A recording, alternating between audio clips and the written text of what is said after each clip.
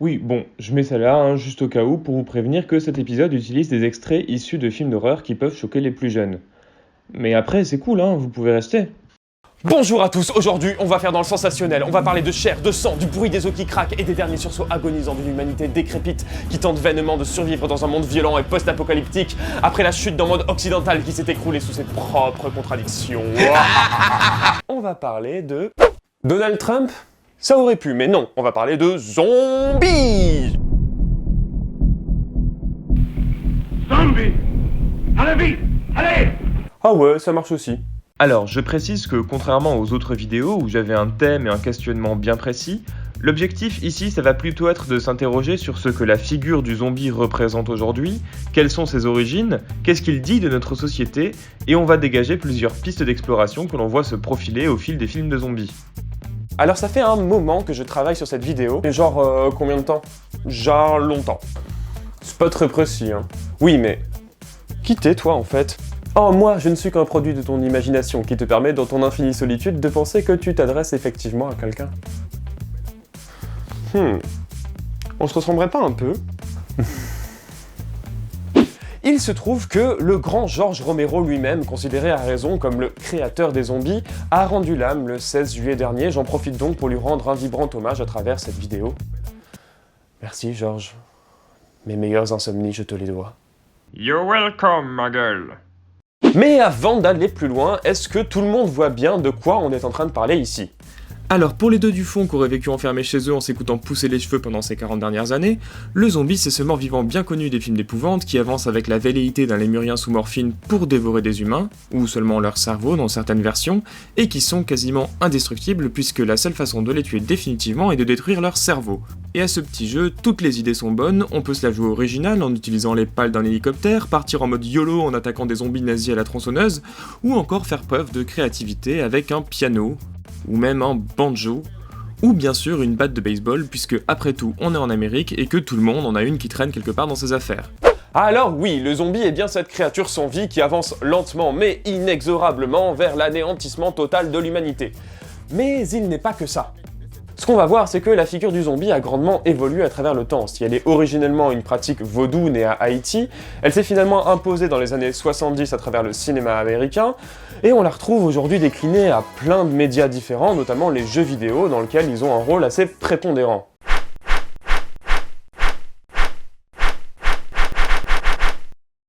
Diantre. En effet, le zombie moderne puise ses origines dans l'univers horrifique et underground du cinéma de genre. Ce mort-vivant s'est progressivement imposé un peu partout jusqu'à devenir un schéma récurrent de nos univers de référence.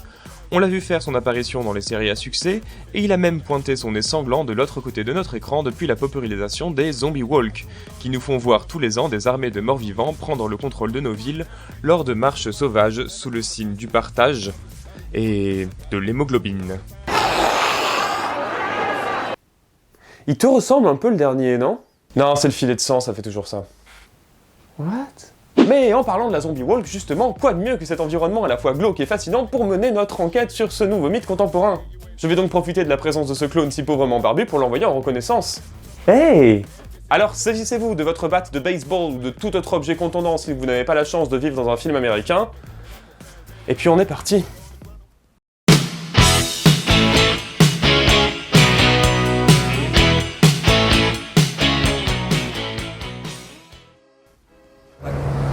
Et bonjour à tous, bienvenue à la Zombie Walk de Paris 2017 où les zombies prennent momentanément possession de notre ville pour un sanglant hommage au maître de l'horreur parti trop tôt rejoindre ses créatures.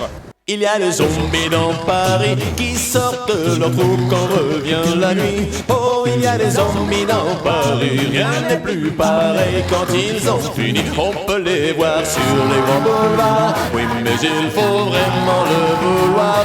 Ils sont discrets, rasent les trottoirs, un beau jour ils rasent le petit square.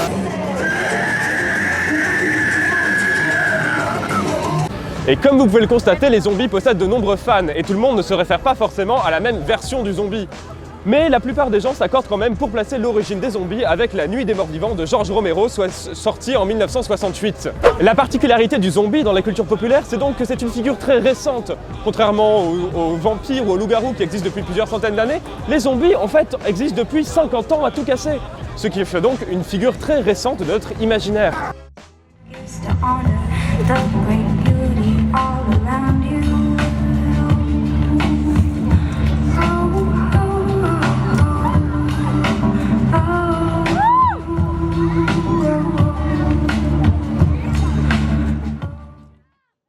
Ça en fait donc une figure très jeune pour un mythe aussi répandu. Mais est-ce que les zombies n'existaient vraiment pas avant 1960 ? Alors, faisons un peu d'histoire. Ah!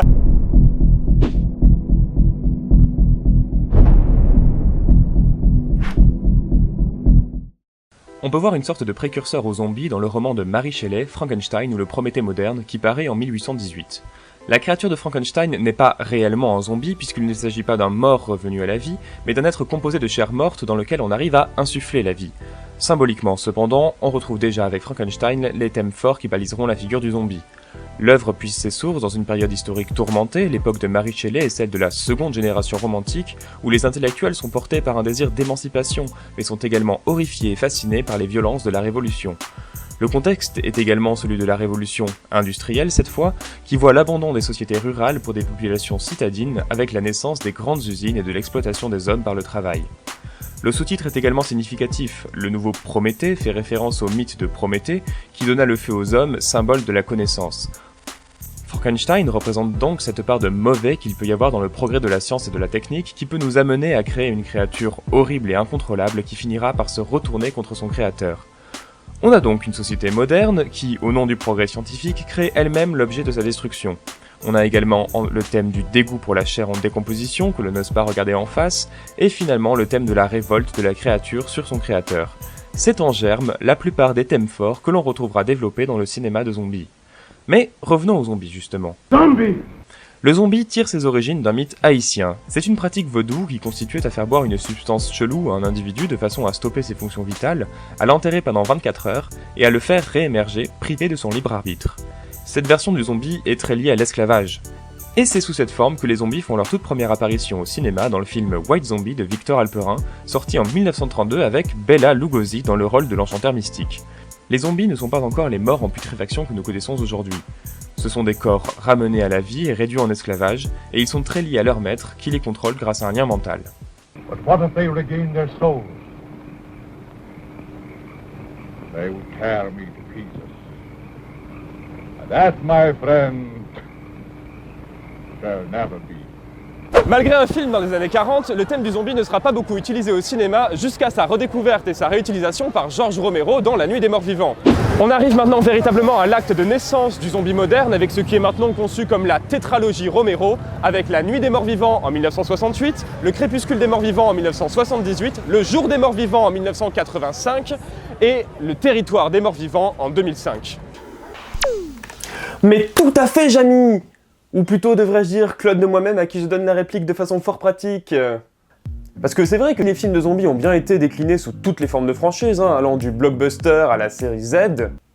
Et comme je peux pas parler de tout, on va passer un petit moment avec ces quatre-là, parce qu'avec la tétralogie Romero, on voit vraiment l'évolution du genre et la mise en place de tout ce qui fait la particularité du zombie, à la fois dans sa façon particulière d'envisager le cinéma d'horreur, mais aussi dans sa dimension critique de la société. Plongeons-nous donc dans l'univers des zombies tel que nous les dépeint George Romero. Dans cette version, le zombie est bien un mort-vivant. Il avance lentement, les bras en avant, il bave du sang et il est extrêmement violent et agressif malgré son extrême lenteur. Alors, je crois qu'on vient de passer un tout nouveau palier sur l'échelle de la crédibilité. Tu nous le remets un coup? Encore une fois? Allez, une dernière pour la route? Bon, trêve de billevesée, enchaînons. Mais ce qui fait sans doute la particularité du zombie, c'est son nombre. Effectivement, on ne dit pratiquement jamais un zombie au singulier. On parle toujours de zombies au pluriel, puisque le zombie est en masse. D'ailleurs, un zombie tout seul est rarement une menace. C'est leur nombre qui font qu'ils sont particulièrement dangereux. C'est en ça que les zombies sont réellement une métaphore de la société tout entière et de l'insidieuse menace qu'elle représente. Peu importe qu'elle avance lentement, elle finira toujours par nous rattraper et par nous digérer. C'est donc ça que représente le zombie. Le zombie, c'est l'uniformisation sociale.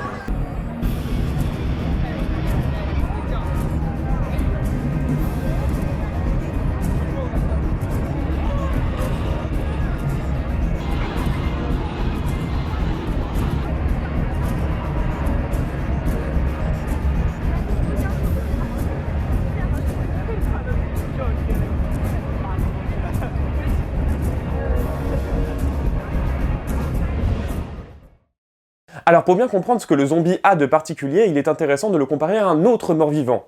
Le vampire.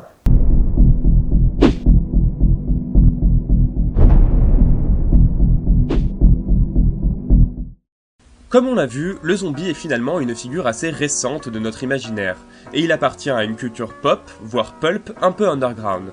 Le vampire, quant à lui, existe dans notre imaginaire depuis de nombreuses années, et il a déjà acquis ses lettres de noblesse, notamment en littérature dans le Dracula de Bram Stoker.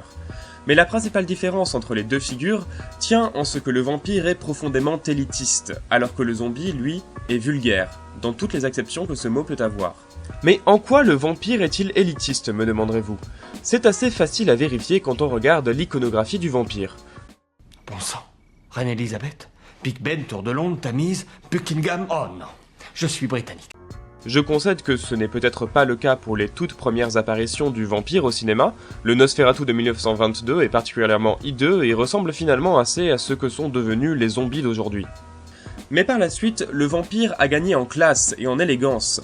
Il devient le comte Dracula sous les traits du regretté Christopher Lee, et s'il n'est pas encore ce qu'on pourrait qualifier de sexy, il est déjà de la haute société et il fait montre d'une classe indéniable avec son costume et sa grande cape.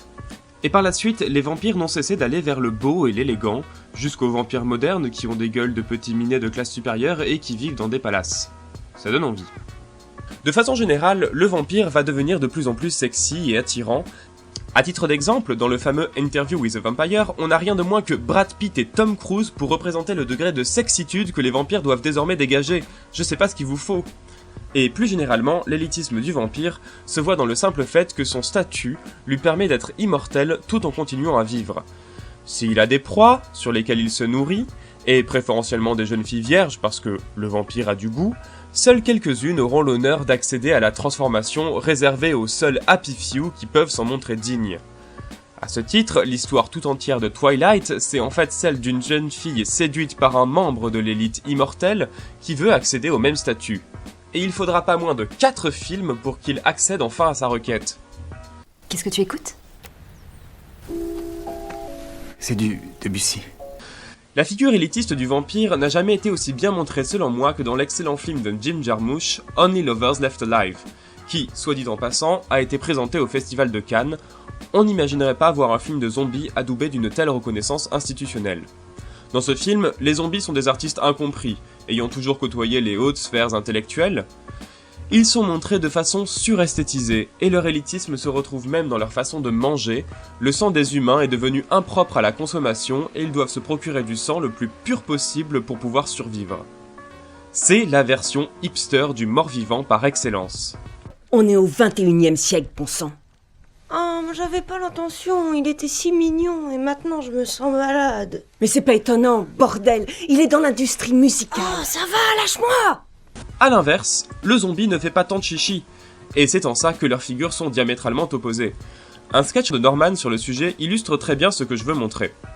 Tu vois, moi ça j'ai arrêté. Aujourd'hui je mange que des humains issus de l'agriculture biologique, élevés en plein air, pas stressés, tués avec respect, tu vois. Ouais, je vois, mais tu manges encore de la viande toi, t'es pas végé? Ah ouais, si, carrément, ouais, j'ai oublié. C'était mon dernier. Ce sketch est drôle, justement parce qu'il représente tout ce que le zombie n'est pas. Le zombie n'est pas élitiste, beau et manipulateur, au contraire, il est sale, puant, en décomposition, et premier degré. Il ne fait pas le tri dans ses victimes, il mange n'importe qui, quel que soit son âge, sa taille, son poids et sa classe sociale. Contrairement au vampire, qui est classe, le zombie est grotesque, il ne crée pas de la différence, mais de l'uniformité. Tout le monde peut potentiellement se transformer en zombie. Et on aborde notamment un point qui fait du film de zombie une particularité. Là où les personnages des films d'horreur ont d'habitude peur de la mort ou peur de souffrir, les personnages de films de zombies ont avant tout peur de se transformer en zombies. Parce que loin d'être une élévation vers l'immortalité, comme c'est le cas pour les vampires, cette transformation est vécue comme une déchéance. Pourquoi est-ce une plus grande déchéance que la mort elle-même? Qu'est-ce qui paraît si horrible à l'idée de se transformer en zombie? C'est les questions qu'on va essayer de se poser en montrant que ce que représente le zombie, en fait, c'est ce que j'appelle l'inverse du processus de civilisation. Et c'est là qu'on va commencer à parler réellement de sociologie.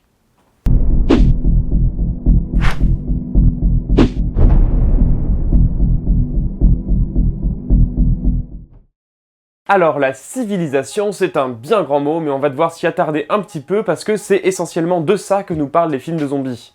En effet, il montre comment une société occidentale, et plus particulièrement la société américaine, avancée technologiquement et qui se pense comme le phare démocratique du monde civilisé, peut s'effondrer sous ses propres contradictions en laissant place à une barbarie et une violence sans nom. Et cette violence est d'autant plus présente et viscérale du fait de la corporéité des zombies et de leur rapport à la nourriture, parce que en plus d'être anthropophages, on peut noter qu'ils ont une façon de manger plutôt sale.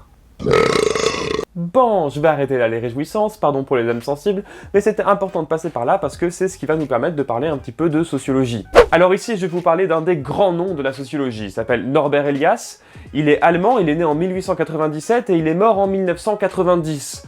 Donc autant dire qu'il en a vu des choses. Il publie sa thèse en 1939 dont le sujet est ce qu'il appelle le processus de civilisation. Il fait un travail de longue haleine où il étudie la mise en place des pouvoirs politiques récents en Occident, c'est-à-dire la centralisation des États-nations qu'il met justement en relation avec ce fameux processus de civilisation qu'on va ici concrètement comprendre comme un mécanisme d'intériorisation de nos pulsions animales. Tu as encore fait un cauchemar cette nuit? Un Jedi ne fait pas de cauchemar. Alors pour montrer ça, il étudie en particulier la société de cour qui se met en place à Versailles au XVIIe siècle sous l'impulsion de Louis XIV et qui servira de modèle à la plupart des cours européennes. Si on a souvent l'impression que la centralisation de l'État est l'œuvre de la Révolution française, c'est en fait un processus qui commence bien avant et qui prend ses racines dans la société de cour de Louis XIV. Et pour centraliser davantage les pouvoirs, l'État va donc devoir acquérir le contrôle de la violence physique. Alors on aborde ici le thème de la violence légitime, qui a longuement été étudié par Max Weber. C'est un gros morceau et on pourrait facilement y consacrer une vidéo entière. On trouve déjà l'idée dans le Léviathan de Hobbes et elle se développe jusque dans les penseurs contemporains, au premier rang desquels Michel Foucault et sa longue réflexion sur le contrôle social. Pour aller vite, on peut simplement dire que c'est dorénavant l'État qui est le seul à avoir le droit d'utiliser la violence, et ce dans quelque espace que ce soit. Est-ce que vous avez déjà tué? Non. Parce que maintenant, vous savez que quand on tue, il faut demander pardon à Dieu. Ah. Par contre, j'ai vendu des armes qui ont servi à tuer. Ça compte, ça? Je sais pas, faudrait que je demande. Alors c'est vrai que pour nous contemporains, ça nous semble plus ou moins évident, hein. On est habitué depuis tout petit au fait que si on n'est pas d'accord avec son voisin, la solution c'est pas de lui taper dessus à coups de pelle. Mais au Moyen-Âge, ce n'était pas si évident, il va falloir apprendre aux gens à ne plus faire usage de la violence. Ou du moins à le limiter.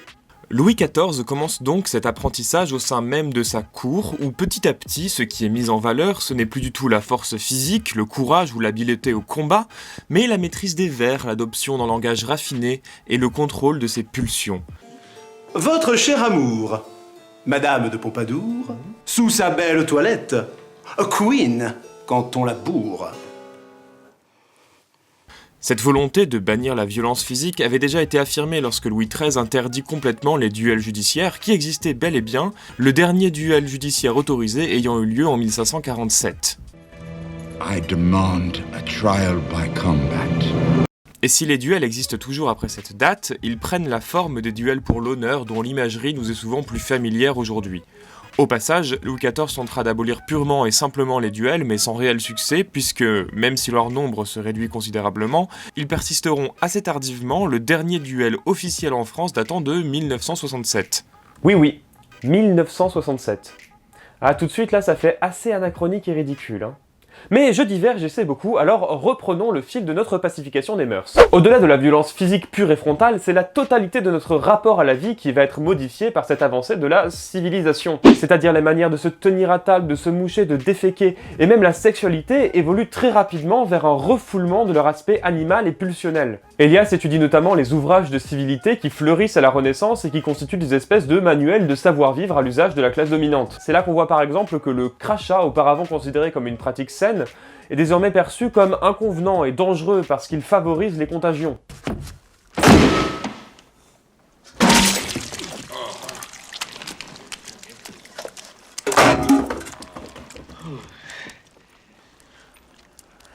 La nudité recule et la sexualité acquiert une dimension taboue, on ne doit plus en parler devant les enfants. Cette évolution des pratiques s'accompagne également d'une évolution de notre sensibilité, comme le montrent les sentiments de honte ou de dégoût que nous éprouvons désormais pour des pratiques non civilisé, mais qui au Moyen-Âge était parfaitement banal. Moi, une fois, j'ai pissé par la fenêtre! Et en parlant de pratiques banales qui ont changé, Elias passe un assez long moment à développer le moment où les couverts se sont imposés comme la seule façon civilisée de manger, de façon qu'on n'utilise plus du tout nos doigts pour manger aujourd'hui. Alors je te vois venir avec ton commentaire, je rappelle qu'on parle de l'Occident. Et il montre que l'utilisation d'une fourchette ou d'une cuillère est prototypique de ce processus de civilisation qui vise à mettre à distance tout ce qui pourrait se rapprocher de l'animalité ou de la pulsion. Vous êtes sûr que votre ami ne veut pas se mettre à table? C'est gênant. Il n'est point noblio et n'a pas de manière pour m'enjailler. Il est déjà heureux de boulotter nos restes. Tiens, mon fidèle. Ah, grand merci, Seigneur Hubert. Et là, il écrase la pomme de terre sur le tapis. C'est dégueulasse. Ça suffit. Venez à table avec nous. Ça le gesterait. Hein, mon Jacouille? Tu ne veux pas venir à table avec nous? Oh, non, Seigneur Hubert. Eh ben, chez moi, tout le monde mange à table. Allez, venez. Ça me coupe l'appétit. Oh, non, que nenni. Obéis, Maro. Non. Je te l'ordonne. Ça sera plus sympa. Et cette signification du couvert pour représenter la civilisation est toujours bien actuelle puisque c'est bien souvent par son utilisation que l'on va marquer la différence entre les sociétés humaines et animales. On le voit dans le film L'Enfant sauvage de François Truffaut qui raconte l'histoire vraie de la difficile acclimatation à la société de Victor de l'Aveyron, un enfant ayant vécu dans la forêt jusqu'à environ ses 8 ans, et on peut voir exactement le même symbolisme dans les différentes adaptations de l'histoire de Tarzan. Ah, parfaitement. J'ai horreur des cuillères. Et on voit donc qu'on considère globalement comme sauvage, barbare ou incivilisé toute personne qui ne sait pas utiliser proprement des couverts. Plus que simplement utiles, ces petites choses représentent donc à elles seules un rapport entier au monde qui prend place dans une société bien particulière. Couillère.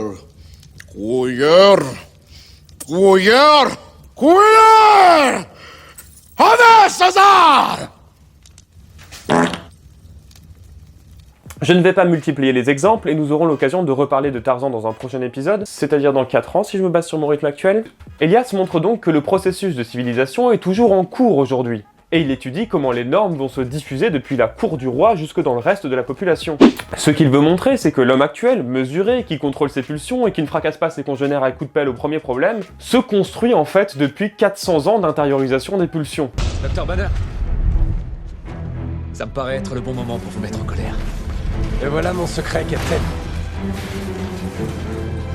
Je n'ai jamais cessé d'être en colère.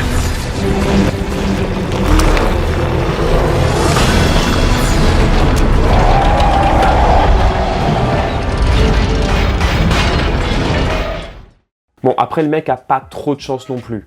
Je veux dire, il est juif, il est allemand, et il publie une thèse sur le processus de civilisation en 1939.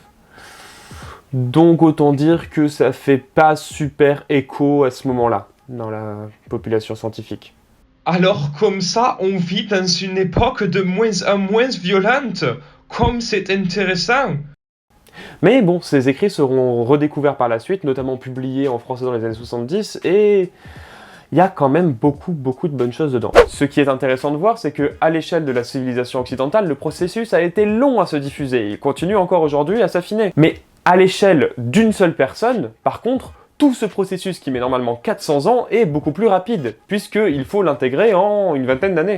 De fait, un individu moderne, s'il veut être intégré à la société et être considéré comme un individu normal, il doit apprendre en accélérer tout ce processus de civilisation qui s'est opéré pendant ces 400 dernières années. Et de fait, la période de l'enfance s'allonge mécaniquement parce qu'il y a de plus en plus de normes à intégrer, de règles à respecter et de pulsions à réfréner au fur et à mesure qu'on avance dans ce processus de civilisation. Et sa thèse s'est donc confirmée parce qu'on vit aujourd'hui dans la société la moins violente qui ait jamais existé. Je sais que vous n'en avez peut-être pas l'impression parce que si on fait attention aux médias et à tout ce qu'on entend autour de nous, on peut avoir l'impression qu'on vit dans une société de plus en plus violente. Mais en fait, si on regarde ce que nous dit la science à ce sujet, c'est plutôt notre sensibilité à la violence que la violence réelle qui s'est accrue. Et en fait, on vit vraiment aujourd'hui dans une société moins violente.